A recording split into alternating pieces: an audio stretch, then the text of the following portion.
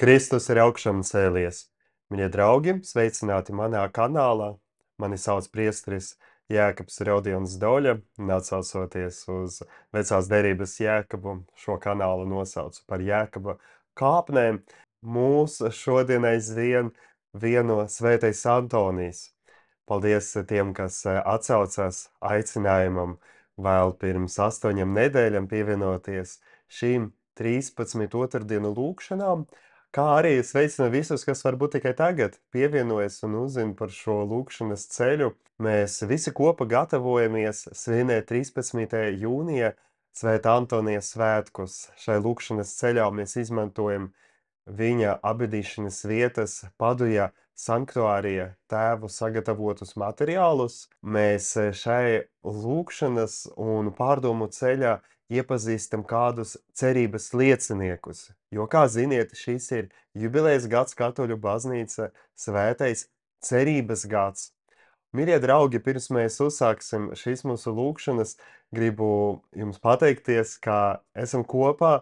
Lūdzu jūs uzlikt laiku šim video un arī pierakstīties jaunumiem šai kanālā, jo sevišķi gribu jums pateikt, ka gatavoju jums kādu skaistu pārsteigumu, varu jau pateikt uzreiz, ka 1. jūnija manas priesteriskas ordinācijas gada diena man būs iespēja būt Padujā, tieši pie Svētā Antonija kāpa lūgties, un lūdzu rakstiet jūsu lūgumus arī apakšā, lai arī citi, kas seko šim video, var lūgties kopā ar Svētu Antoniju, pie Svētā Antonija par mūsu kopīgiem nodomiem, un apsolu arī par jums visiem lūgties pie Svētā Antonija jau pavisam drīz, tieši jau palika mazāk nekā mēnesis, un Svētais Antonijs ir liels svētais, viņš mūs vēlas arī aizvien pamācīt, palīdzēt mums.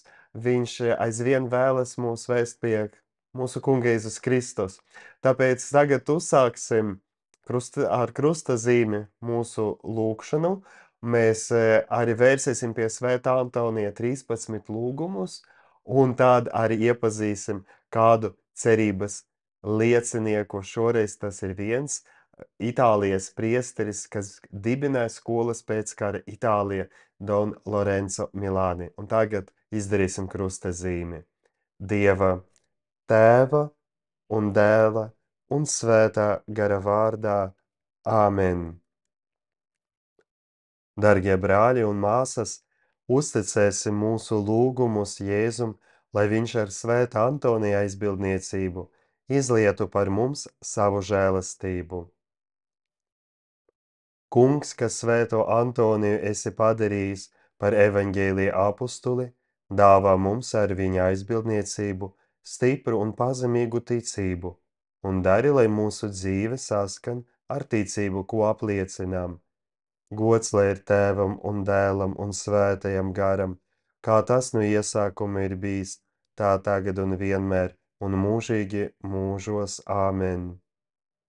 Visvarenais Dievs, kas Svēto Antoniju esi padarījis par miera un brālīgas mīlestības celtnieku, uzlūko vārdarbības un kara upurus, un dod, lai šajā nemierīgajā un spriedzes pilnajā pasaulē mēs būtu drosmīgi nevardarbības, cilvēces attīstības un miera liecinieki. Gods lai ir Tēvam un Dēlam un Svētajam garam, kā tas no iesākuma ir bijis, tā tagad un vienmēr, un mūžīgi mūžos. Āmen. Ak, Dievs, kas Svētajam Antonijam dāvāja dziedināšanas un brīnumu dāvanu, dāvā mums dvēseles un miesas veselību, dāvā mieru un mierinājumu tiem, kas uzticas mūsu lūgšanām, un dari mūs pieejamus kalpošanai slimajiem, vecajiem un nelaimīgajiem. Gods lai ir Tēvam un Dēlam un Svētajam garam, kā tas no iesākuma ir bijis, tā tagad un vienmēr, un mūžīgi mūžos. Āmen. Kungs, kas Svēto Antoniju esi padarījis par nenogurstošu evaņģēlija sludinātāju uz cilvēku ceļiem, sargā savā tēvišķajā žēlastībā ceļotājus, bēgļus un emigrantus, pasargā viņus no visām briesmām un vadi viņu soļus pa miera ceļu. Gods lai ir Tēvam un Dēlam un Svētajam garam, kā tas no iesākuma ir bijis, tā tagad un vienmēr, un mūžīgi mūžos. Āmen! Visvarenais Dievs, ka svētajam Antonijam esi dāvājis atkal savienot pat no miesas atrautus locekļus, apvieno visus kristiešus savā baznīcā, kas ir viena un svētā, un liec viņiem dzīvot vienotības noslēpumā, lai viņi būtu viena sirds un viena dvēsele. Gods lai ir Tēvam un Dēlam un Svētajam garam, kā tas no iesākuma ir bijis, tā tagad un vienmēr, un mūžīgi mūžos. Āmen! Kungs Jēzu, kas svēto Antoniju esi padarījis par lielu garīgās dzīves skolotāju, dari, lai mēs atjaunotu savu dzīvi saskaņā ar evaņģēliju un svētlaimes mācību un darītu mūs par garīgās dzīves veicinātiem saviem brāļiem. Gods lai ir Tēvam un Dēlam un Svētajam garam, kā tas no iesākuma ir bijis, tā tagad un vienmēr, un mūžīgi mūžos. Āmen! Ak, Jēzu, kas svētajam Antonijam dāvāja nesalīdzināmo žēlastību turēt tevi kā bērnu savās rokās, svētī mūsu bērnus, lai viņi aug labi un veseli un dzīvo svētajā dievbībā. Gods lai ir Tēvam un Dēlam un Svētajam garam, kā tas no iesākuma ir bijis, tā tagad un vienmēr, un mūžīgi mūžos. Āmen! Ak, žēlsirdīgais Jēzu, kas svētajam Antonijam dāvāja gudrību un dāvanas, lai viņš ar sludināšanu un svēto kalpošanu vadītu dvēseles uz svētumu, dāvā, lai mēs ar pazemību un ticību tuvotos izlīgšanas sakramentam, lielai tavas mīlestības dāvanai pret mums. Gods lai ir Tēvam un Dēlam un Svētajam garam, kā tas no iesākuma ir bijis, tā tagad un vienmēr, un mūžīgi mūžos. Āmen! Ak, svētais gars, kas svētajā Antonijā esi dāvājis baznīcai un pasaulē izcilu svētās mācības skolotāju, dari, lai visi, kas kalpo plašsaziņas līdzekļos, saistu savu lielo atbildību un kalpotu patiesībai, mīlestībā un cieņā pret cilvēka personību. Gods lai ir Tēvam un Dēlam un Svētajam garam, kā tas no iesākuma ir bijis, tā tagad un vienmēr, un mūžīgi mūžos. Āmen! Kungs, kas esi pļaujas kungs, ar svētā Antonija aizbildniecību sūti savā laukā daudzus cienīgus konsekrētos un priestarus, piepildi viņus ar savu mīlestību, dedzību un augstsirdību. Gods lai ir Tēvam un Dēlam un Svētajam garam, kā tas no iesākuma ir bijis, tā tagad un vienmēr, un mūžīgi mūžos. Āmen! Ak, Jēzu, kas esi aicinājis pāvestu būt par visu ganu, augstu priesteri un patiesības un miera sludinātāju, ar svētā Antonija aizbildniecību dāvā baznīcai jaunu pāvestu, kas stiprinātu dieva tautu ar vārdiem un darbiem. Gods lai ir Tēvam un Dēlam un Svētajam garam, kā tas no iesākuma ir bijis, tā tagad un vienmēr, un mūžīgi mūžos. Āmen! Ak, Dievs, trīsvienība, kas svētajam Antonijam dāvāja žēlastību iepazīt, mīlēt un godināt jaunavu Mariju, Jēzus māti un mūsu māti, dāvā, lai mēs vienmēr droši tuvojamies viņas mātišķajai sirdī, lai labāk kalpotu, mīlētu un godinātu tevi, kas esi mīlestība. Gods lai ir Tēvam un Dēlam un Svētajam garam, kā tas no iesākuma ir bijis, tā tagad un vienmēr, un mūžīgi mūžos. Āmen! Kungs, kas svētajam Antonijam ļāvi mierīgā garā doties pretī savai māsai nāvei, vērs mūsu dzīvi pie tevis, mierini mirstošos, dāvā mūžīgo mieru mūsu mirušo brāļu un māsu dvēselēm, uzņem pāvestu Francisku, tavu svēto sadraudzībā. Gods lai ir Tēvam un Dēlam un Svētajam garam, kā tas no iesākuma ir bijis, tā tagad un vienmēr, un mūžīgi mūžos. Āmen! Mīļie draugi, nu esam veltījuši Dievam 13 lūkšanas ar svētā Antonija aizbildniecību. Varējāt redzēt dažādus arī svētā Antonija attēlojumus mākslā, ikonogrāfijā. Nezinu, vai biju jums iepriekš teicis, neatceros, bet šī baznīca, kas ir uz fona tagad jūsu ekrānos, tā ir Padues bazilika. Tā ir Padues bazilika, kur tieši ir Svētā Antonija kaps, kur nemitīgas svēcinieku straumes dodas no visas Itālijas, no visas pasaules, un ceru jums arī parādīt jau drīzumā šo vietu, tur arī ierakstot kādu video. Un tagad, mīļie draugi, Svētā Antonija sadraudzība, iepazīsim kādu jaunu cerības liecinieku. Un jau grāmatas vāks, kas ir veltīta viņam, jau bija jums redzams no paša sākuma, Don Lorenzo Milani. Don itāliski ir kā priesteris pie mums vai baznīcas kungs, tāds cieņpilns vārds, cieņpilna uzruna, un tā Itālija ir pieņemta saukt par Don, tas ir no Dominus, no kungs saīsinājums, proti Don Lorenzo Milani. Te jau uzreiz varētu teikt, šīs attēls iezīmē šī priesteria dzīvi un viņa kalpojumu, redzam viņu ar jauniešiem, bet kas ir par jauniešiem, tagad jums pastāstīšu. Proti, Don Lorenzo Milani ir ļoti nozīmīga personība. Redzam šeit viņa dzīves gadus, 23., 67., ļoti īsa dzīve, 44 gadi, bet ļoti piepildīta dzīve. Un piepildīta ar ko? Ar kalpošanu.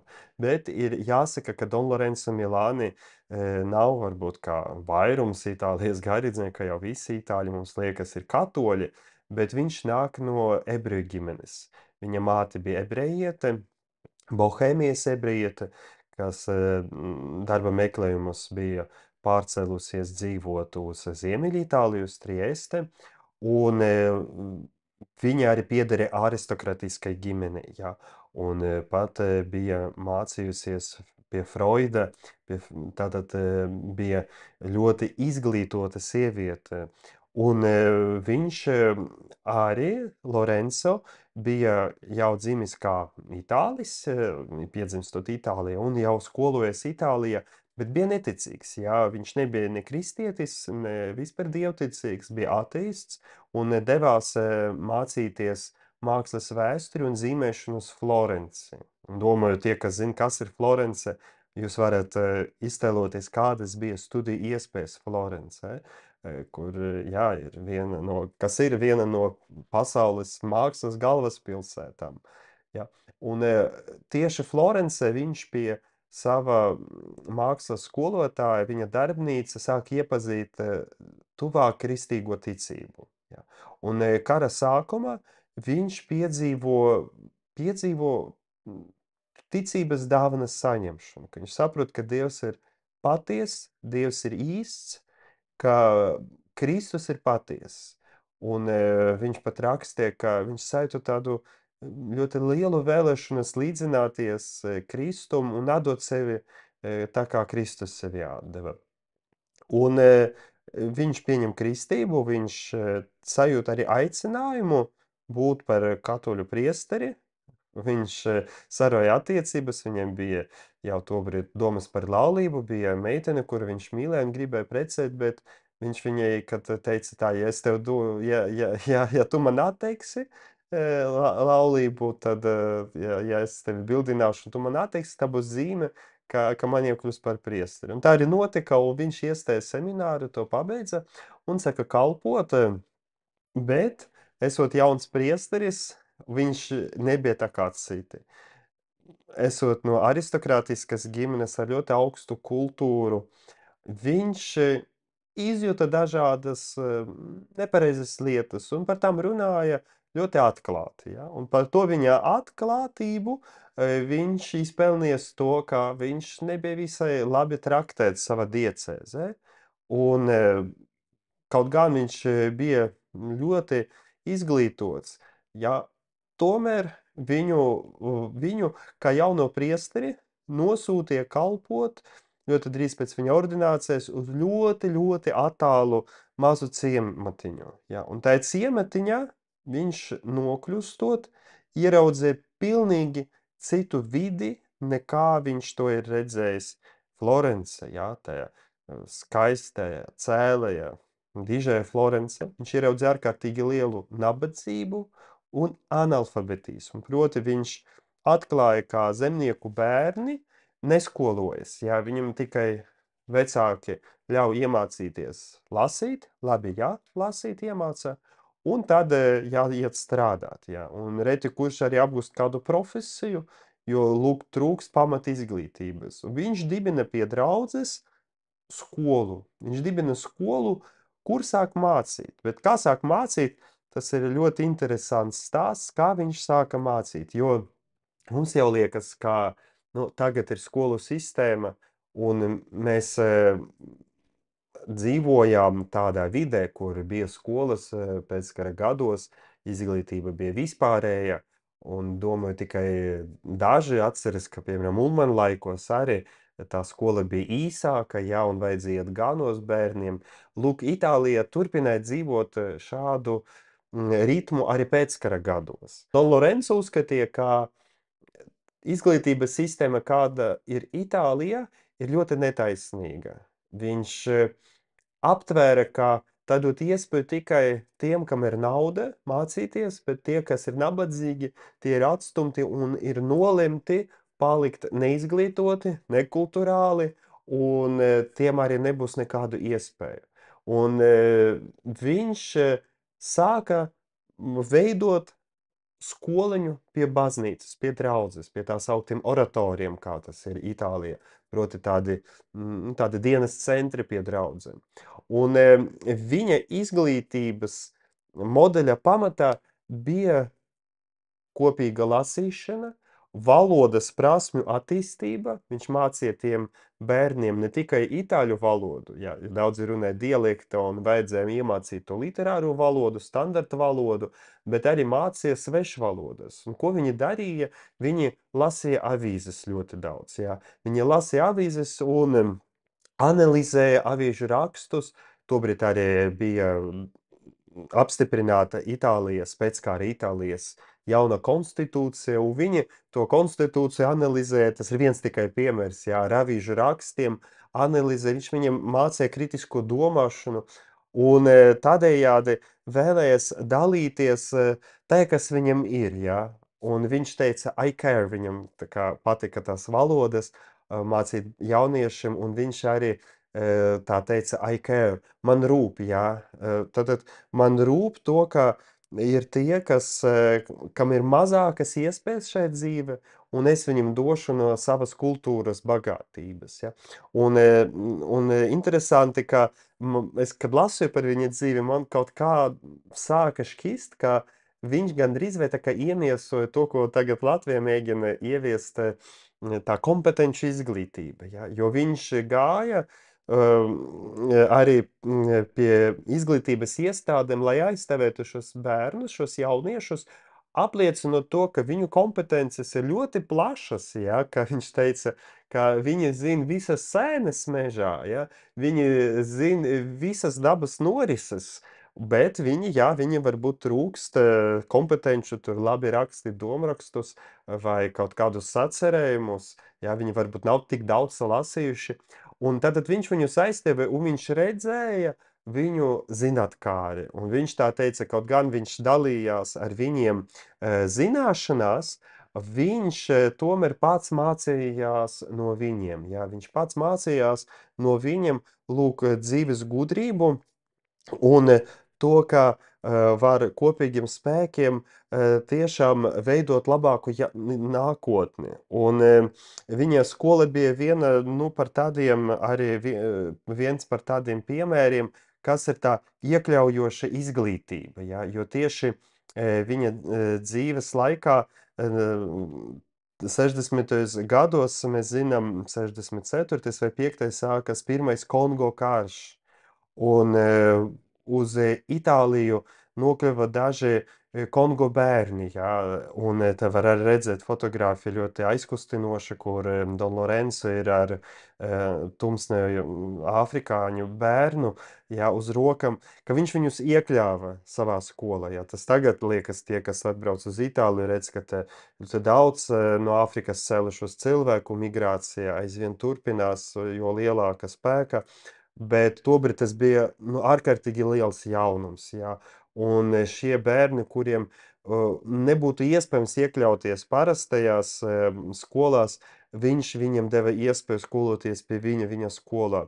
Un viņš kopā ar jauniešiem uzrakstīja tādu kā manifesta grāmatu, ja, proti tā saucas Vēstule skolotājai, ja, Lettera a una professoresa, kas kļuva par sava laika bestselleri, bet jāsaka godīgi, šo grāmatu, mēs zinām, tie vēl ir laiki, kad baznīcas likumi pavisam citi, nepieņēma, ja, un viņu sāka pat apvainot, ka viņš ir tāds kā komunists, ja, ka tāds, kas noliedzot evaņģēliju, rūpējas par sociālo taisnīgumu, bet ir jāsaka tā, ka tā nav patiesība, un kaut gan sākotnēji viņu apsūdzēja kaut kādā, nu, varbūt ne tik strikti reliģiskā attieksme pret jauniešu audzināšanu, jo viņš tik tiešām teica, jā, ka viņa mērķis nav uzreiz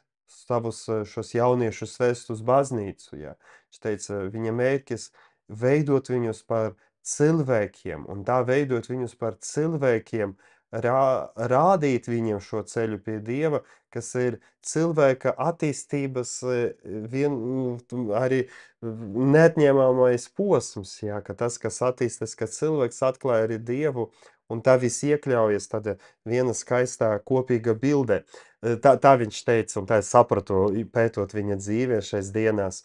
Un viņu arī apmelnoja tāpēc, ka viņš bija izlēmīgs pacifists, jā, un, jā, un pret viņu pat bija tiesas process, tāpēc, ka viņš uzskatīja, ka nevienu nevar spiest doties nogalināt citu cilvēku, jā, nevienu nevar piespiest, un tobrīd nebija alternatīvas, jā, tas mēs tagad no mūsdienu tādu skatu punkta varam domāt, nu, kā visiem, ja vajag jāiet militārā dienesta, ja iesauc, ja, bet nebija alternatīva, ja, un viņš tieši bija liecinieks tam, ka ir vajadzīgas alternatīvas, ja, ir vajadzīga arī šī radikāla izvēle par mieru, kā to sauc pāvests Francisks. Un kaut gan pēc šī manifesta grāmatas par pedagoģiskas sistēmas korumpētību un nederīgumu viņu noliedza, un viņš kļuva par, jāsaka, tādu kā, nu, cancel culture upuri savā laikā. Vēlāk viņa grāmatām atcēla visus aizliegumus, un varētu teikt, viņa dzīves mantojuma pieminēšana beidzās ar to, vainagojas drīzāk ar to, ka 2017. gadā uz to pilsētiņu, kur viņš strādāja, devās pāvests Francisks. Un pāvests Francisks apmeklēja viņa kapu. 2017. gadā arī pagodināja šī priestera Dona Lorenzo Milani piemiņu un teica arī uzrunu pie viņa kapa.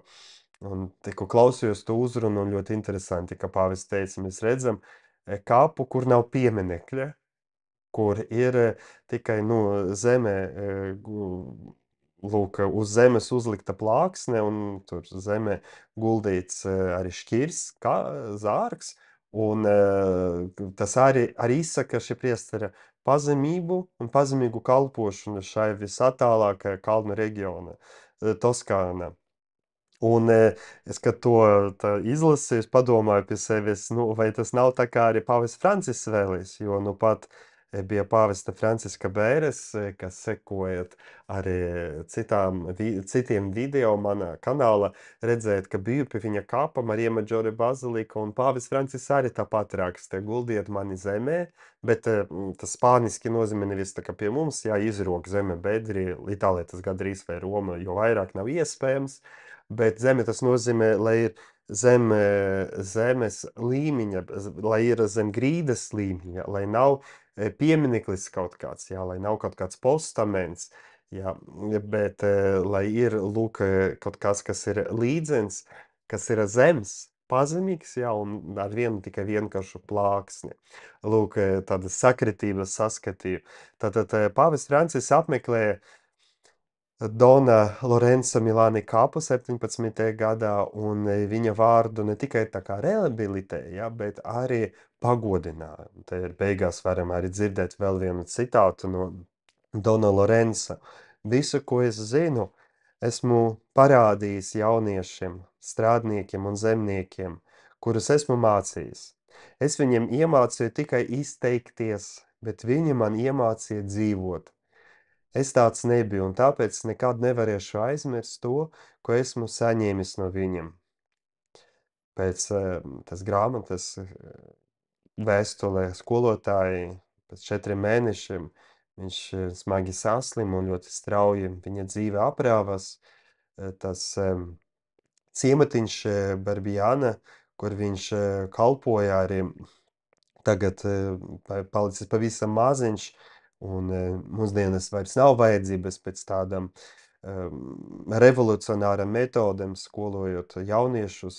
Itālijas izglītības sistēma piedzīvo lielas pārmaiņas, un tā tik tiešām kļuvusi viena no labākajām Eiropā. Taču, jā, lūk, šādi sapņotāji, šādi cilvēki izlēmīgi veido visu šo kopīgo labumu. Un tagad, mīļie draugi, varam uzdot sev dažus jautājumus. Cerība ir tā cilvēka tikums, kurš spēj redzēt neiespējamu. Un vai es spēju saskatīt savos brāļos un māsās dārgas dāvanas, kas jāpieņem? Un vai es spēju dalīties savos kultūras resursos, savā sagatavotībā, nevis kā prestīža meklējumos, bet uztverot to kā kalpojumu? Vai atceros, ka esmu kaut ko iemācījies no cilvēkiem, kuriem nekad nepiešķīra nozīmi? Un tagad, brāļi un māsas, lūksimies. Kungs, lai mūsu rīcība ir vērsta uz patiesu dalīšanos zināšanās, lai kultūra nebūtu egoistiski glabāts dārgums, bet kļūtu par dārgu dāvanu brāļiem un māsām, lai darītu pilnīgāku mūsu cilvēcību un sasniegtu dziļāku tevis pazīšanu. Āmen. Ak, svētais Antonij! Tu, kas izmantoji savu gudrību, lai sludinātu evaņģēliju visiem, dod mums pazemību, lai mēs būtu mācekļi, kas ar prieku savstarpēji sludina dzīves un cerības ceļus. Āmen!